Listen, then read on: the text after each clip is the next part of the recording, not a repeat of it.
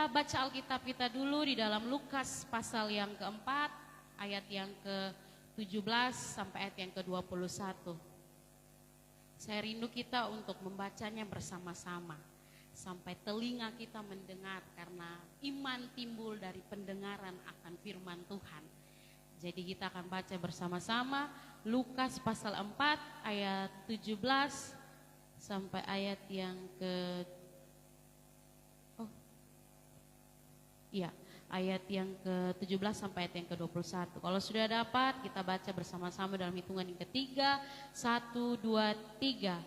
Kepadanya diberikan kitab Nabi Yesaya, dan setelah dibukanya, ia menemukan nas di mana ada tertulis, Roh Tuhan ada padaku, oleh sebab ia telah mengurapi aku untuk menyampaikan kabar baik orang-orang miskin, dan ia telah mengutus aku untuk memberitakan pembebasan kepada orang-orang tawanan dan penglihatan bagi orang-orang buta, untuk membebaskan orang-orang yang tertindas, untuk memberitakan tahun rahmat Tuhan telah datang.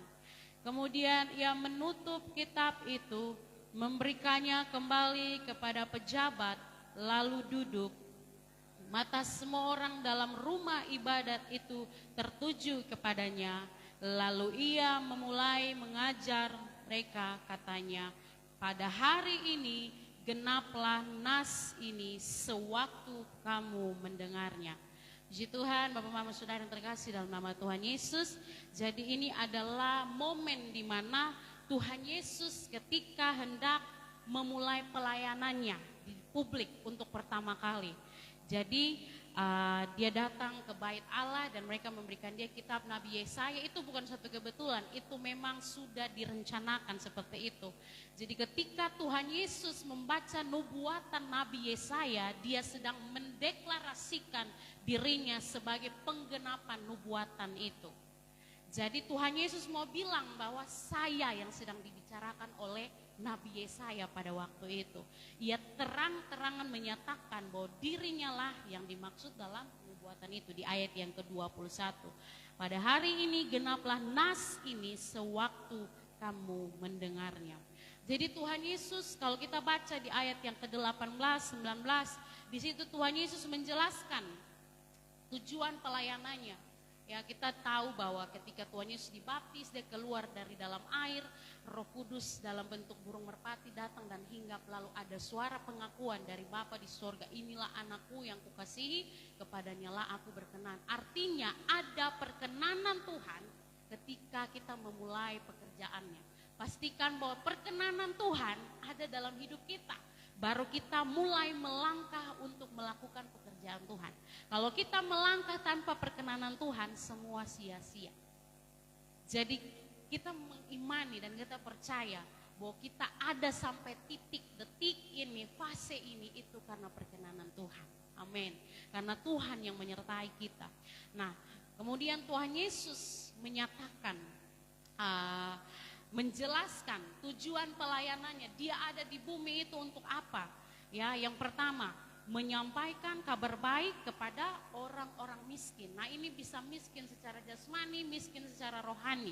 Kemudian juga pembebasan bagi tawanan, ya, tawanan rohani, tawanan jasmani. Ya, Tuhan datang memberikan harapan, mencelikan orang buta, ya, membebaskan orang tertindas, memberitakan tahun rahmat Tuhan.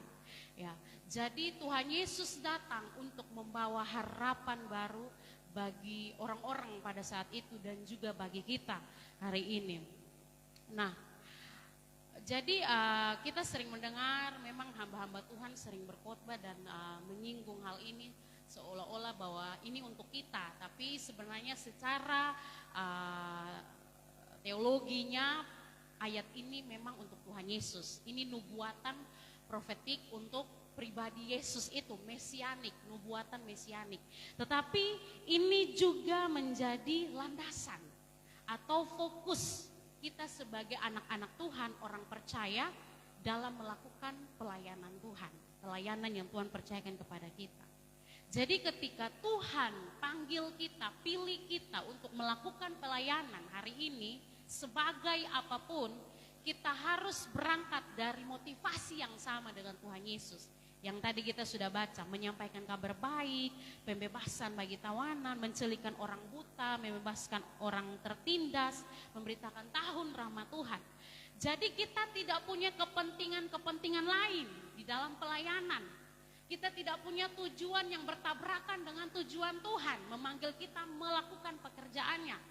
Saya percaya bahwa di sini kita semua punya tujuan yang sama. Amin.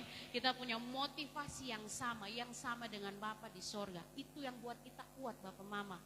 Kita harus bersatu, punya tujuan yang sama. Supaya iblis tidak punya celah untuk memecah belah kita dan menghancurkan pekerjaan Tuhan.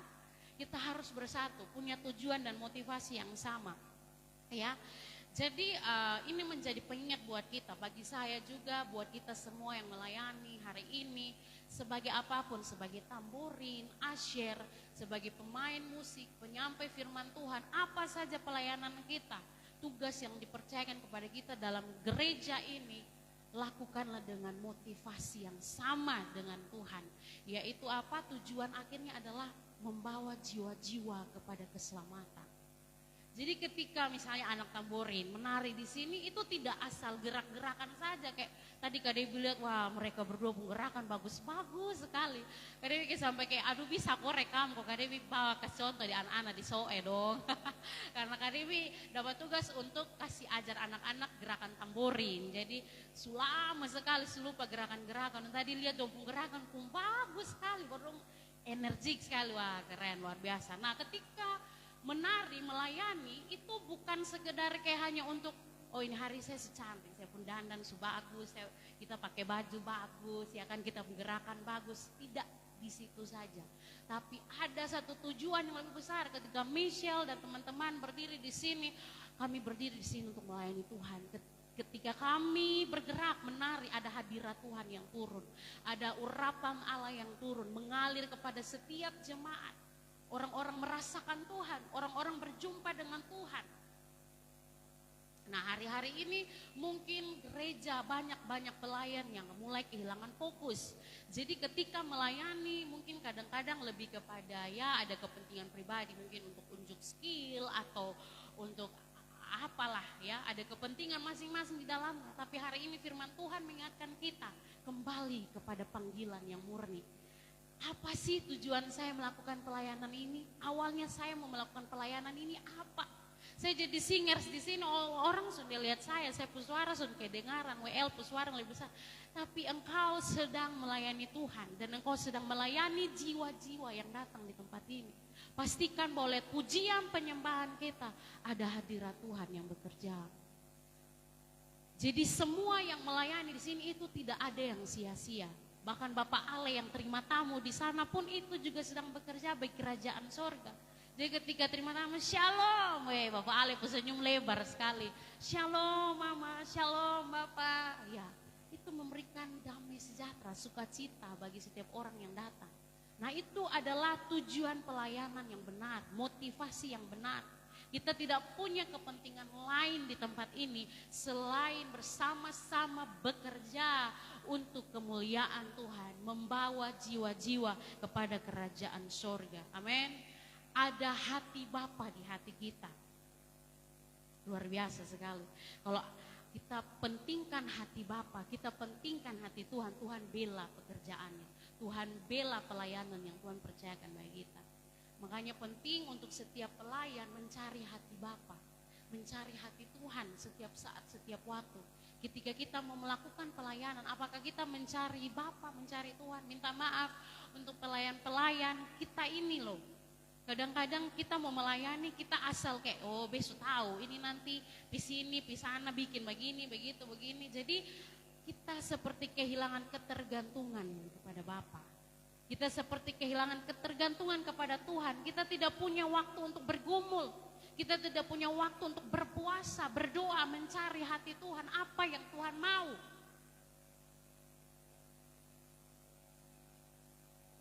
Ya sudah, pelayanan ya pelayanan saja. Asal jadi saja. Ya yang penting bisa, sudah aman. Tapi kita tidak pernah duduk di kaki Tuhan. Tuhan, besok nih saya akan WL atau saya akan bawa firman, saya akan menari. Tuhan tolong saya Tuhan, saya tidak mau diri saya yang tampil. Saya tidak mau saya yang dipuji, tapi biar Tuhan saja yang dipuji. Biar kehendak Bapa yang dinyatakan dalam hidup saya. Apakah pernah kita begitu pelayan-pelayan Tuhan? Mohon maaf ya, ini menjadi pengingat untuk kita, untuk saya secara pribadi juga. Masihkah kita mengandalkan Tuhan dalam pelayanan kita? Atau kita mengandalkan kebisaan kita, skill kita, kemampuan kita, keterampilan kita? Tuhan Yesus saja yang adalah anak Allah turun ke dunia ini masih mau baptis, masuk dalam air baptis oleh seorang Yohanes, ya kan? Mau dibaptis begitu kan? Bisa saja Tuhan Yesus bilang, sudah, tak usah baptis beta.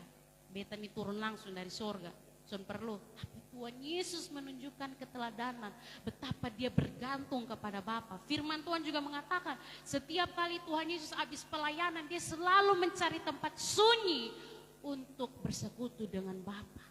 Kira-kira Tuhan Yesus bikin apa? Pasti dia cerita apa yang terjadi sepanjang hari itu, lalu dia memohon kekuatan baru dari Bapa, memperlengkapi dia lebih lagi untuk memulai pelayanan di hari esok. Jadi Tuhan Yesus tidak pernah memutuskan hubungannya dengan Bapa. Dia selalu terhubung dengan Bapa. Karena dia lagi mengerjakan pekerjaan Bapa. Begitu juga kita. Kita bilang kita melayani Tuhan. Kita melakukan pekerjaan Bapa di surga. Tapi kita pakai pikiran kita, pakai kemampuan kita. Itu sama saja nol. Sekalipun kita biasa saja, skill, keterampilan, kemampuan kita biasa, tapi kita mengandalkan Tuhan, kita bergantung pada Tuhan, maka urapan Tuhan yang bekerja dalam hidup kita, pelayanan tidak menjadi sia-sia. Haleluya, puji Tuhan. Nah, pagi hari ini sesuai dengan tema yang diberikan bahwa kita akan renungkan bersama-sama tentang pembebasan seutuhnya. Nah, Bapak Mama Saudara yang terkasih dalam nama Tuhan Yesus, kalau kita berbicara tentang pembebasan berarti ada suatu keadaan di mana seseorang sedang terikat, tertekan, terintimidasi, tidak merasa lega dan butuh untuk dilepaskan, ya, butuh untuk ditolong.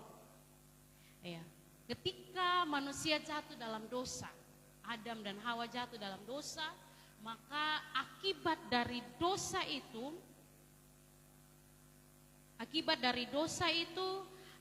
menghancurkan kita, mengikat, membelenggu, dan pada akhirnya menghancurkan hidup kita. Kita melihat bagaimana saya percaya bahwa kita semua ini berangkat dari latar belakang yang sama, yaitu kita adalah pendosa. Atau ada di sini yang bukan orang berdosa, boleh angkat tangan. Ya, firman Tuhan berkata bahwa kalau ada orang mengatakan dirinya tidak berbuat dosa, dia sedang mendustai Allah, Bapa. Karena Bapa sendiri mengatakan bahwa semua manusia sudah jatuh dalam dosa dan kehilangan kemuliaan Bapa. Makanya Tuhan Yesus harus turun untuk memulihkan itu. Jadi kalau ada orang Betson sama kayak dia, satu tuh pendosa. Beta ini masih lebih baik. Nah, dia sedang mengkhianati kebenaran Tuhan. Bahwa Tuhan mengatakan, tangan Tuhan sendiri menunjuk dia, kamu juga pendosa. Ya, jadi kita semua sama-sama adalah orang berdosa. Kita sedang diperbaiki, dibentuk, dimurnikan oleh Tuhan supaya kita bisa bersanding dengan Tuhan Yesus nanti ketika di akhirat. Bapak Mama Saudara yang terkasih. Nah, ketika manusia jatuh dalam dosa, mereka ada dalam tekanan. Kita ini ada dalam tekanan. Kita penuh dengan rasa takut. Kita terintimidasi setiap hari. Aduh Tuhan, beta pendosa yang itu, beta pendosa yang ini. Tuhan, tolong Tuhan. Kita hidup dalam pergumulan seperti itu. Tidak tahu siapa yang akan menolong kita. Ya. Awalnya kita melakukan dosa itu rasanya nikmat. Oh, enak-enak saja, ya kan? Tapi lama-kelamaan dosa itu menjadi beban untuk kita, menghimpit hidup kita, seperti itu. Saya pernah nonton sebuah video, ada kesaksian nyata dari seorang pemuda, tapi disamarkan begitu. Jadi pemuda ini bersaksi bahwa dia ini terikat dengan gaya hidup seks bebas begitu.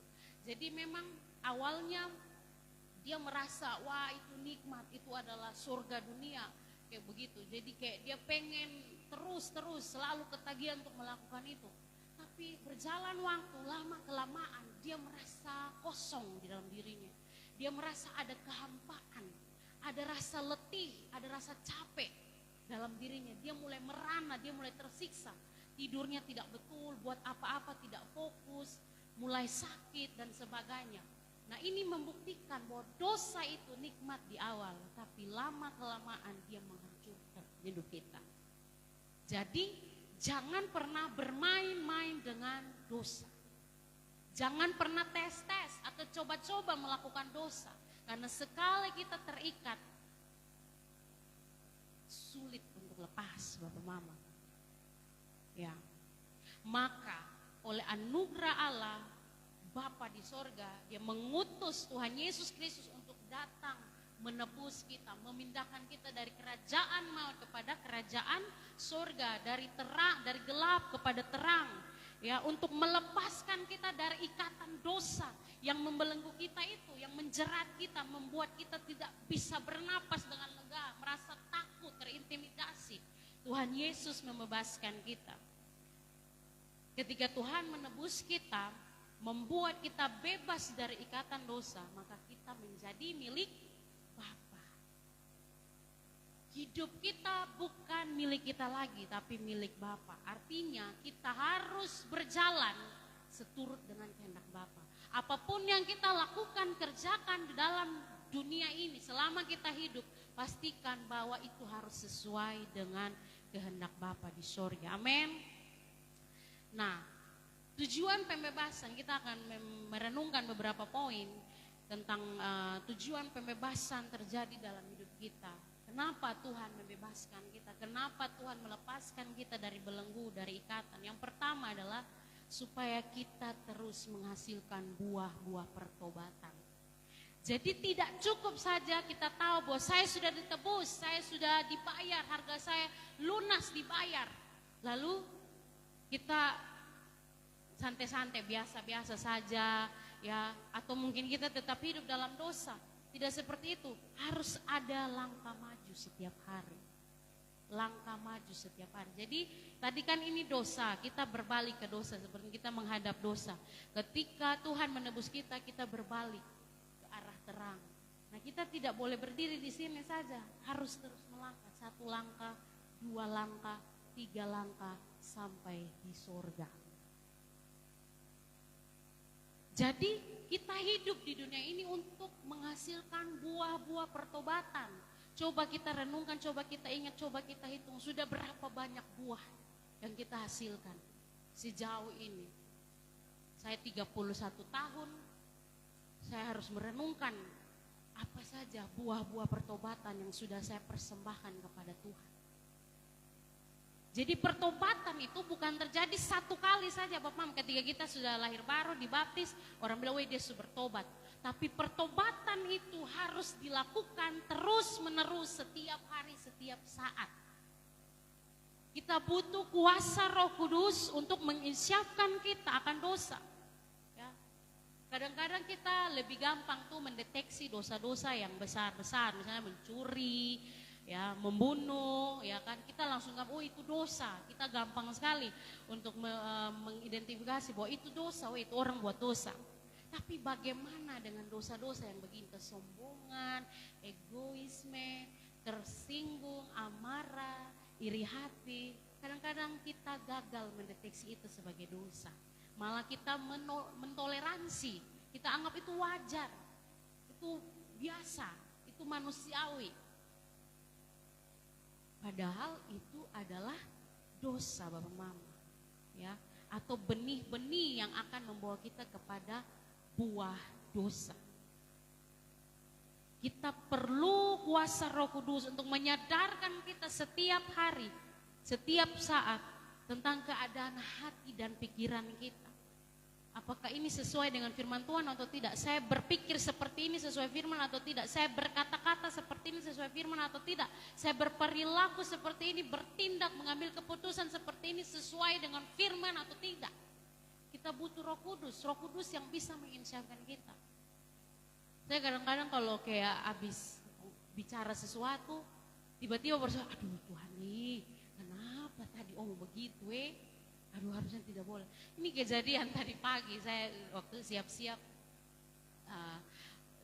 mau datang ke sini, saya mundar-mandir, saya lagi cari uang untuk persembahan, jadi saya cari-cari, ini uang saya hanya ada di satu tas ini, tapi kok tidak ada. Saya datang, ini ada begitu. Lalu pikiran saya tertuju kepada ada satu anak, mungkin ya memang pernah cerita juga, mama pernah cerita bahwa pernah terjadi seperti itu, ada kehilangan uang dan ya begitulah. Jadi saya langsung berpikir cepat sekali ke sana kan, aduh Tuhan nih, sampai nih, saya omong deh mama nih.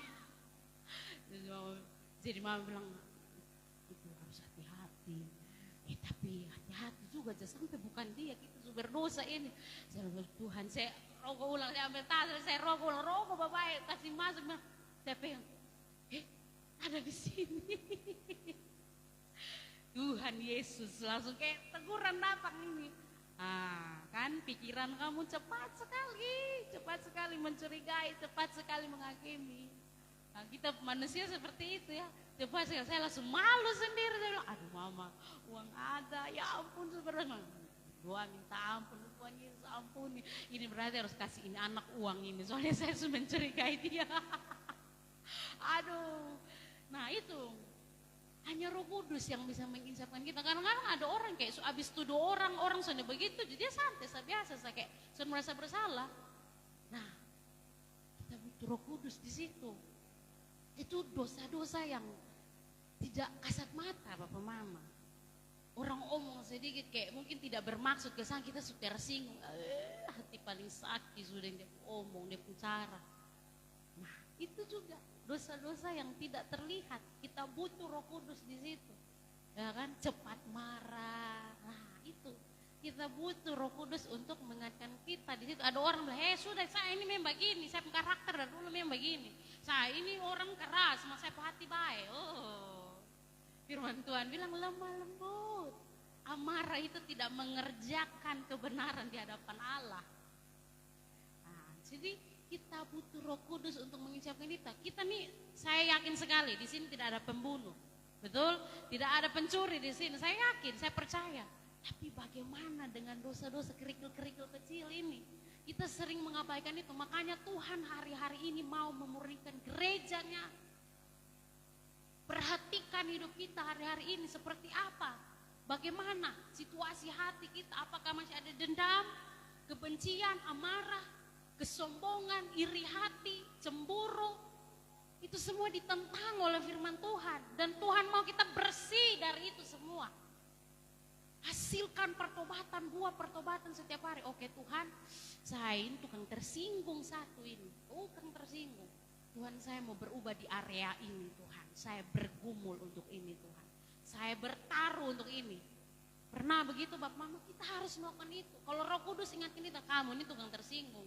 Kamu ini tukang marah-marah. Taruh di hati kita, Tuhan saya mau bergumul untuk ini Tuhan. Kurang sabar kamu.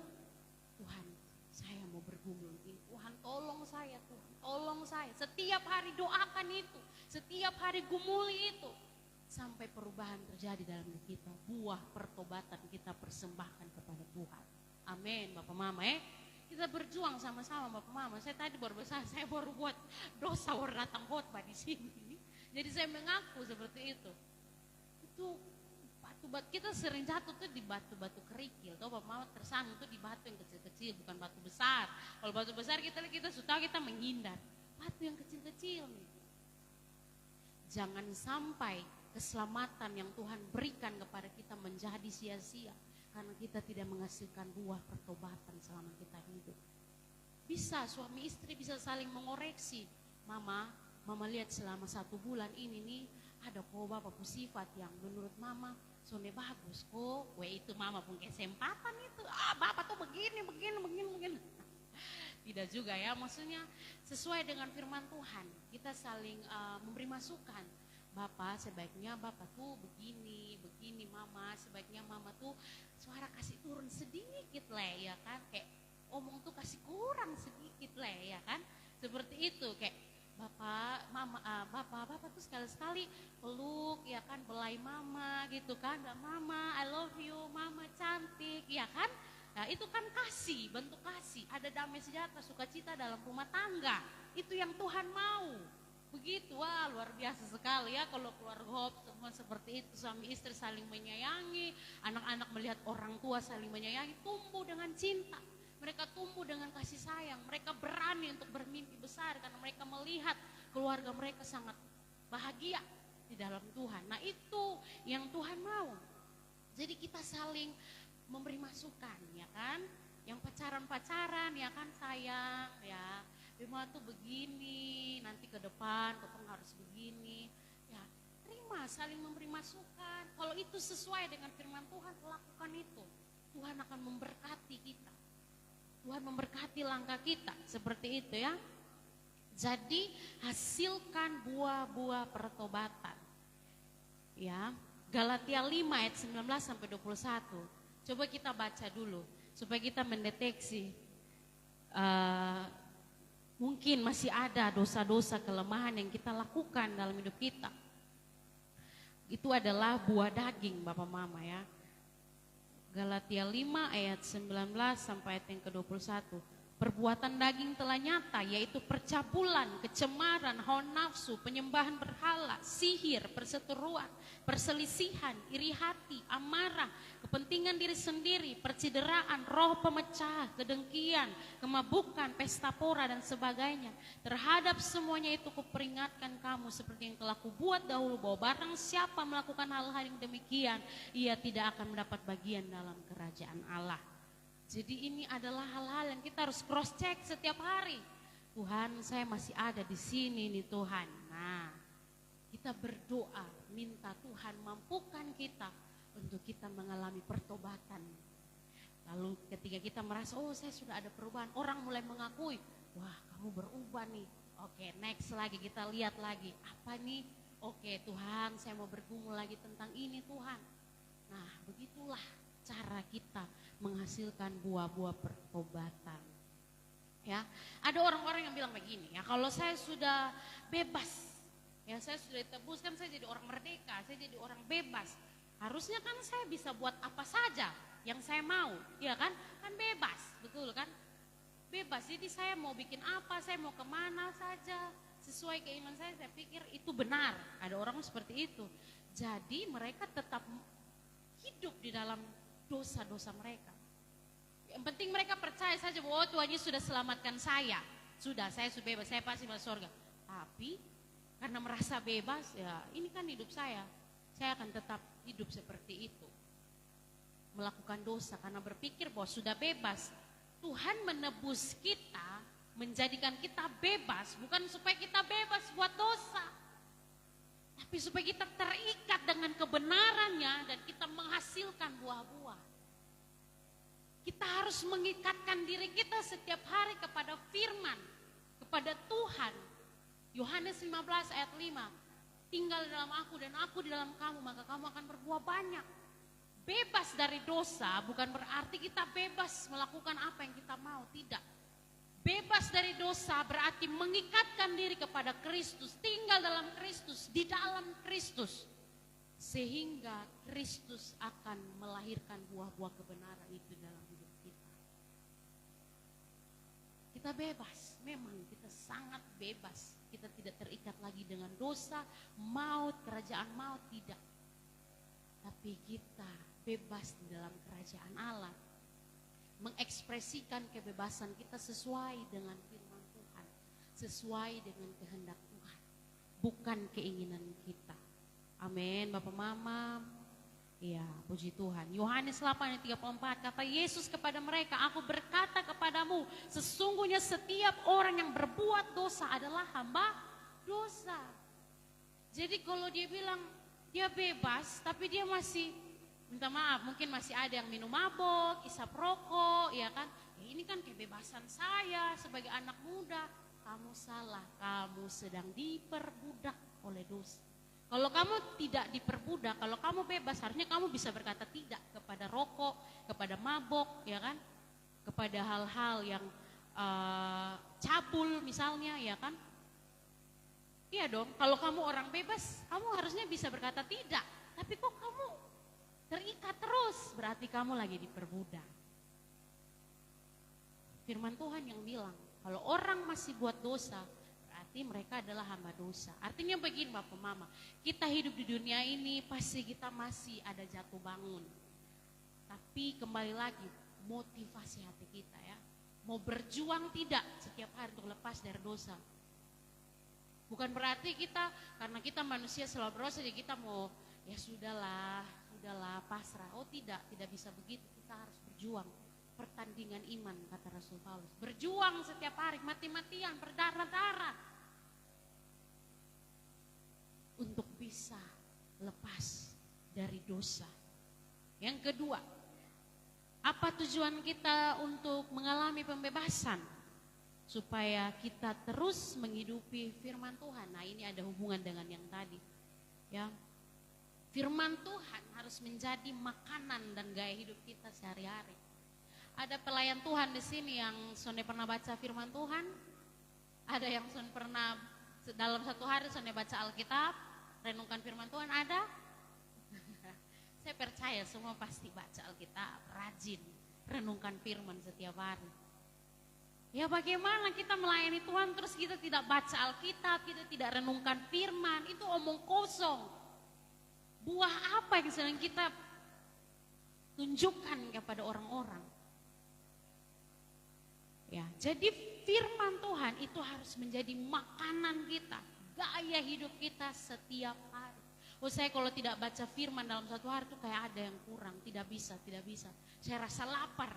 Saya punya tubuh perut ini sukinyang babai, tapi saya punya roh ini seperti lapar. Nah seperti itu, gaya hidup. Setiap hari kita harus bergaul dengan firman Tuhan. Tinggal di dalam firman itu. Ketika kita membaca firman Tuhan, biarkan firman Tuhan mengoreksi kita. Kadang kita suka menghindari tuh yang bagian koreksi-koreksi kayak lompat pindah sini. Karena firman Tuhan lagi menegur, dia punya dosa di situ, jadi dia pindah. Kalau kita mau menghasilkan bahwa kita adalah orang-orang yang telah dibebaskan, kita berani untuk menantang diri kita dari firman Tuhan, berkaca dari firman Tuhan. Yang mana nih dari hidup saya nih yang harus diubahkan? Ya. Kita tidak pernah malu untuk melakukan firman karena kita tahu bahwa firman Tuhan adalah kebenaran yang memerdekakan kita. Wow, luar biasa sekali. Kita tidak pernah takut menghadapi apapun sebab kita hidup dalam janji-janji Tuhan di dalam firman-Nya. Mau dunia tak bola-balik terguncang bagaimana, kita tidak akan takut karena ada janji Tuhan yang kita pegang dalam firman. Kita juga tidak ragu untuk memberitakan firman atau membagikan firman kepada orang lain. Karena Injil adalah kabar baik yang harus diketahui oleh semua orang. Ya, kasih tahu kabar baik setiap hari kita bertemu dengan siapa saja. Sampaikan kabar baik itu kepada mereka. Menghidupi firman, orang-orang yang menghidupi firman pasti berbeda dari dunia ini. Gaya hidup, cara bersikap, cara berkata-kata, cara berpikir, cara memandang masalah itu berbeda jauh sekali dari orang dunia. Dia bisa jadi orang yang selalu positif. Ya bukan berarti bahwa tidak pernah khawatir, tidak pernah takut, pasti ada, itu manusiawi. Tapi justru ketakutan dan kekhawatiran itu menjadi apa ya, yang mendorong ya. Sesuatu yang mendorong dia untuk lebih bersemangat, bergairah, antusias menghadapi apapun dalam hidup ini.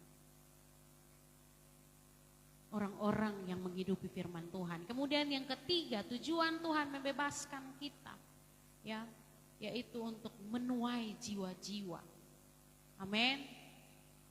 Haleluya. Ketika kita menghidupi firman dan membagikan kebenaran itu kepada orang lain, maka Allah sedang memakai hidup kita untuk menuai jiwa-jiwa bagi kerajaan Allah.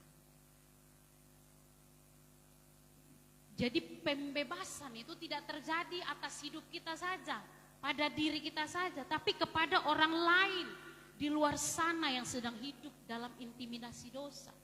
Kita juga harus punya beban yang sama. Seperti yang tadi di awal, hati Bapak itu seperti apa? Hati Bapak itu menangis melihat anak-anaknya terus diintimidasi oleh dosa, manusia diintimidasi oleh dosa. Makanya Tuhan mau kita bekerja sama dengan Dia untuk mengulurkan tangan kepada mereka yang masih tertindas oleh dosa, supaya mereka juga dibebaskan, sama seperti kita. Terlalu banyak orang di luar sana yang sedang hidup dalam ketakutan, rasa bersalah, putus asa, kekhawatiran, tekanan besar. Ini adalah ladang kita. Ini adalah ladang penuaian kita.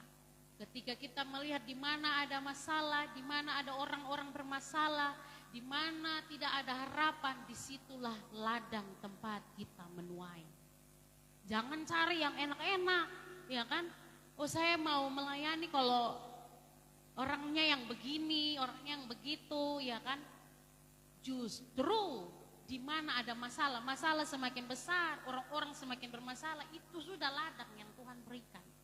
Disitulah penuaian Tuhan mau terjadi. Seperti itu. Biarlah Roh Kudus memberikan kita kepekaan untuk dapat melihat dengan jelas ke sekeliling kita. Siapa orang-orang yang sedang butuh untuk ditolong? Siapa orang-orang yang sedang butuh untuk dibebaskan? Tuhan mau pakai hidup kita hari-hari ini untuk menjangkau jiwa-jiwa. Kita lihat peristiwa baru beberapa hari ini di Flores, Bapak Mama. Wah, luar biasa. Saya lihat video-video itu saya membayangkan sakit. Waktu kejadian malam tuh don't tidur, saya pernah membayangkan yang nanti bangun di rumah rubuh atau bangun mati, bangun tubuh luka-luka, ya kan, pasti tidak pernah membayangkan seperti itu. Sangat-sangat sedih sekali. Dan dalam hati saya, maksudnya ketika saya berdoa bahwa Tuhan, biarlah di dalam kekacauan ini mereka bertemu dengan Engkau. Di dalam kekacauan ini mereka mengingat Engkau, Tuhan. Karena itu yang paling penting. Di balik bencana, goncangan yang terjadi, Tuhan mau kita ingat Dia. Jangan nyaman di bumi ini. Jangan nyaman di bumi ini. Bumi ini akan dihanguskan. Maka Tuhan goncang sedikit. Goncang bumi ini supaya kita ingat bahwa rumah kita di surga. Bukan di bumi ini. Sehingga kita akan berlari mencari Tuhan. Kita juga lihat keadaan Indonesia hari-hari ini. Aduh, kalau lihat nih kayak putus asa. Kayak tidak ada harapan. Kayak aduh. Saya Kak Gilbert, saya sering ingatkan dia karena ya kami berdoa untuk dia mendapatkan pekerjaan seperti itu, dan Tuhan memberikan pekerjaan, dan ternyata ketika menjalani juga tidak semudah itu Bapak Mama ya. Dan kadang-kadang kayak entah itu bercanda, tapi ya saya tahu itu juga mungkin keluar dari hatinya. Jadi saya sering ingatkan dia tidak boleh begitu. Jadi kayak kadang-kadang orang kayak bilang, wah luar biasa ya, sudah jadi PNS ya. Menyesal, lebih baik jadi pengusaha. Dia bilang seperti itu. Soalnya dia presiden.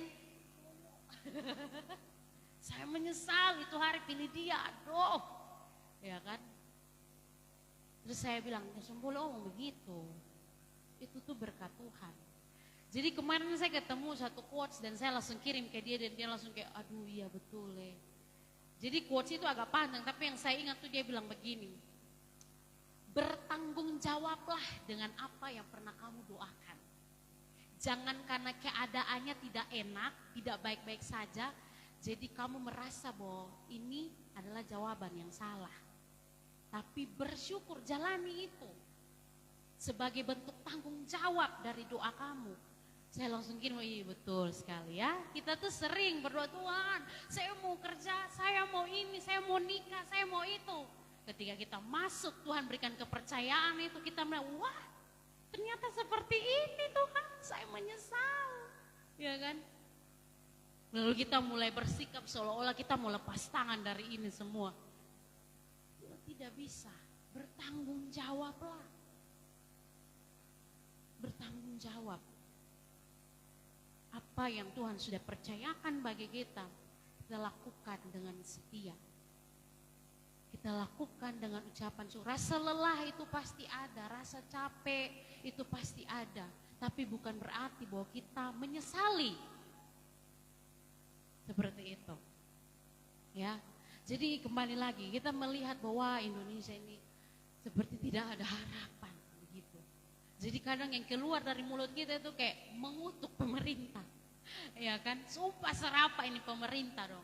Ya saya jujur saja kemarin-kemarin saya juga seperti itu. Memang ya. Tapi Tuhan ingatkan saya. Justru semakin hancur, chaos keadaan, disitulah kamu harus berlutut dan berdoa. Sungguh-sungguh Tuhan sedang memanggil anak-anak Tuhan di Indonesia untuk berdoa bagi bangsa ini. Semakin kacau balau keadaan, bukan kita makin mengeluh, bukan. Itu adalah panggilan darurat untuk bergumul dan berdoa. Bagi bangsa ini, kami berdiri. Memangnya siapa lagi yang mau berdiri bagi bangsa Indonesia kalau bukan rakyat Indonesia, jemaat gereja yang ada dalam bangsa ini? Memangnya orang Filipina yang mau datang berdoa atau orang Amerika? Tidak mungkin. Kita ini yang harus berdoa. Jadi kalau kita sumpah serapah pemerintah, terus apa yang mau datang berkati ini pemerintah? Kita, Tuhan panggil anak-anak Tuhan. Gereja juga bagian dari Indonesia. Jangan bersikap seolah-olah kayak negara dengan gereja itu berbeda. Tidak, kita satu bagian. Kita melihat Indonesia penuh dengan masalah, persoalan, air mata, ketidakadilan ya. Ketimpangan sosial di mana-mana. Harusnya hati kita menjerit dan menangis di hadapan Tuhan untuk Indonesia. Bukan kita masa bodoh, bukan kita tutup mata. Kita lihat apa yang bisa kita lakukan. Lakukan itu. Kalau kita masih hanya bisa berdoa, berdoa. Karena kuasa doa itu juga besar. Kita berperang di alam roh. Doakan Indonesia.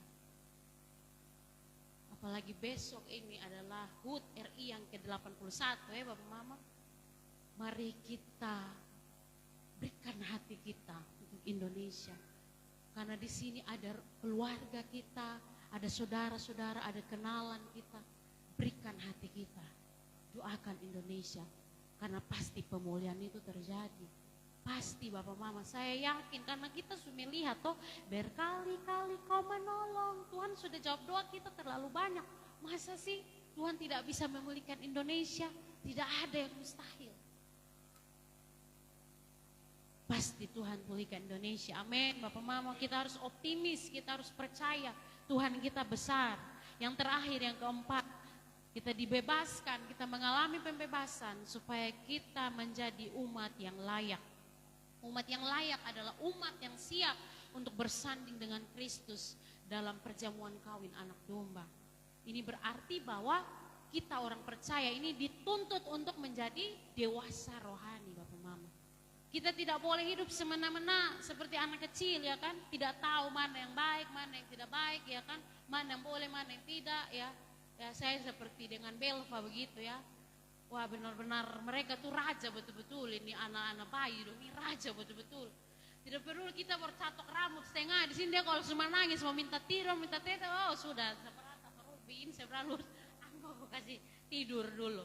Karena mereka, wah egonya besar sekali. Kita harus turuti keinginan mereka, begitu kan. Mau piraba pisau, mau piraba api, mau piraba ini, piraba itu, mau terjun bebas ya kan. Tidak tahu membedakan mana yang baik, mana yang tidak baik, mana yang boleh, mana yang... Itu anak kecil. Nah Tuhan tidak mau bersanding dengan anak-anak kecil. Tuhan mau bersanding dengan mempelai yang dewasa. Mempelai yang dewasa.